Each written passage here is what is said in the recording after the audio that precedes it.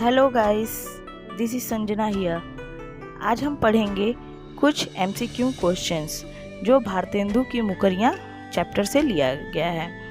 भारतेंदु का जन्म कब हुआ था? 10 सितंबर 1950, 9 सितंबर 1850, 9 दिसंबर 1848, 9 अक्टूबर 1850। तो सही जवाब होगा 9 सितंबर 1850 ईस्वी। अब आते हैं दूसरे क्वेश्चन पे। भारतेंदु का जन्म कहाँ हुआ था? मध्य प्रदेश में, काशी में, सिमहर में या मगहर में? तो इसका जवाब होगा काशी। भारतेंदु मंडल की स्थापना किसने की? सूर्यकांत त्रिपाठी निराला जी ने, अयोध्या सिंह उपाध्याय हरिऔध जी ने, रामधारी सिंह दिनकर जी या भारतेंदु हरिश्चंद्र जी? तो इसका जवाब होगा भारतेंदु हरिश्चंद्र। भारतेंदु मंडल के कवि थे, कौन थे भाई? तो बालकृष्ण भट्ट, अयोध्या सिंह उपाध्याय हरिऔध, रामधारी सिंह दिनकर या राधिका रमण प्रसाद सिंह? तो इसका जवाब होगा बालकृष्ण भट्ट। भारतेंदु के समकालीन कवि हैं, कौन थे? निराला, महादेवी वर्मा, जयशंकर प्रसाद, अंबिका दत्त व्यास? तो अंबिका दत्त व्यास। भारतेंदु के समय को किस काल के नाम से जाना जाता है? पुनर्जागरण काल, नवयुवक काल, पुनर्जागरण काल या नवलेखन काल? तो इसका जवाब होगा पुनर्जागरण काल। मुकरी कैसा शब्द है? एक अर्थी, द्विअर्थी, बहुविकल्पी, अविकल्पी? तो इसका जवाब होगा बहुविकल्पी। मुकरी का लक्ष्य होता है रुलाना, हंसाना या मनोरंजन के साथ बौद्धिक कुशलता की परीक्षा कराना, या इनमें से कोई नहीं? तो इसका जवाब होगा मनोरंजन के साथ बौद्धिक कुशलता की परीक्षा करना।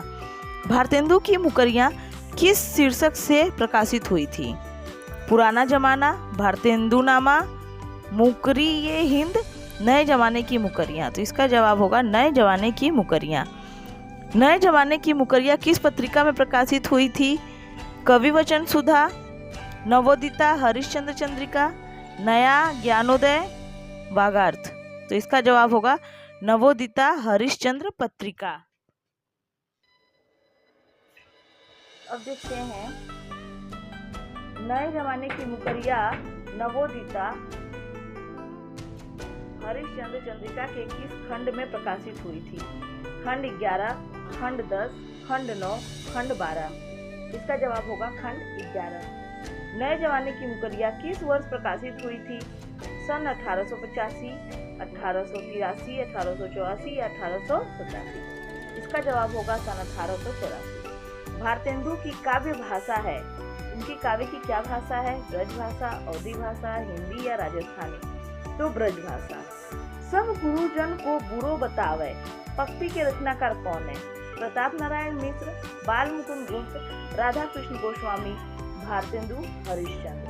इसका जवाब होगा भारतेंदु हरिश्चंद्र।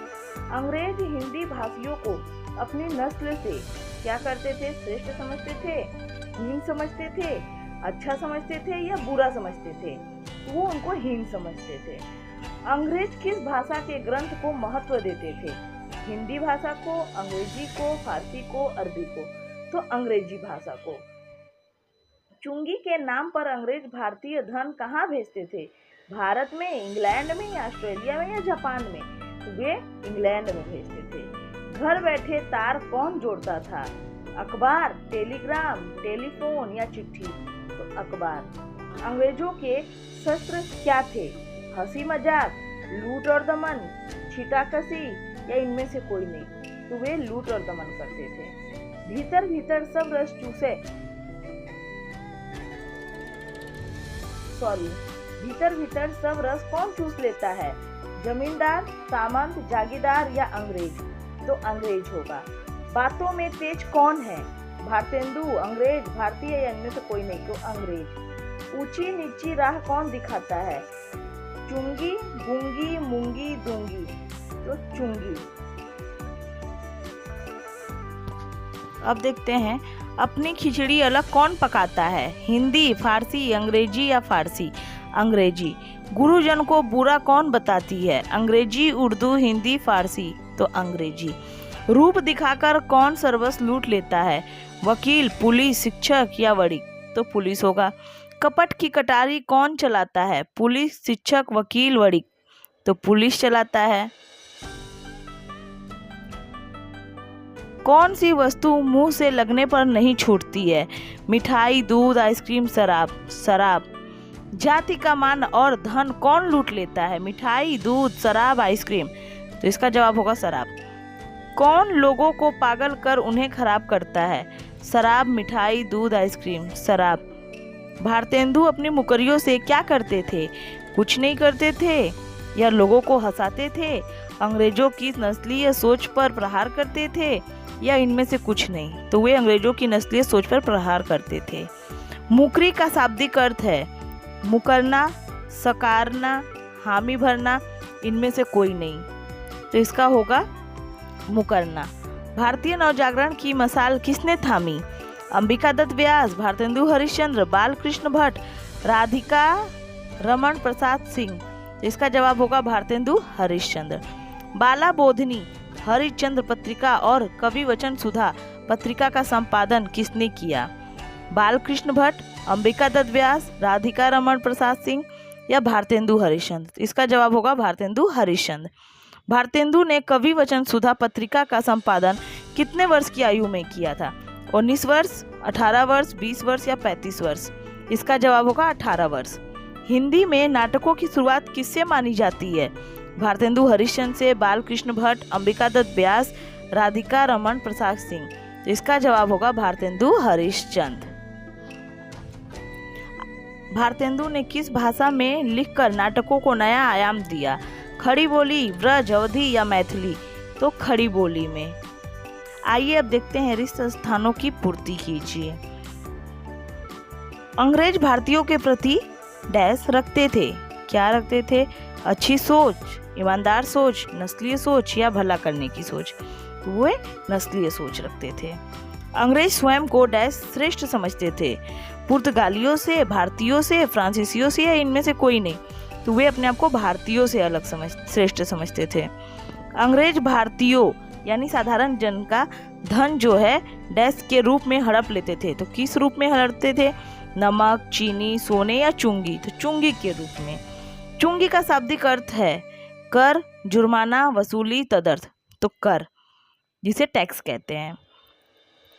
शराब लोगों की डैश छीन लेती है? पैसे, मान मर्यादा, आत्मसम्मान या इनमें से कोई नहीं? तो मान मर्यादा छीन लेती है। डैश की आदत पड़ने से जीवन बर्बाद हो जाता है? किसकी आदत पड़ने से? मिठाई, सेवई, शराब या दूध? तो शराब की आदत पड़ने से। अंग्रेजों ने भारत को डैश के कंगाल बनाया अभाव, छल कपट से, अधिकारियों से या इनमें से कोई नहीं? तो छल कपट से कंगाल बनाया था। डैश अंग्रेजों के शस्त्र रहे? छल कपट, शांति और न्याय, अशांति और न्याय, लूट और दमन? तो लूट और दमन।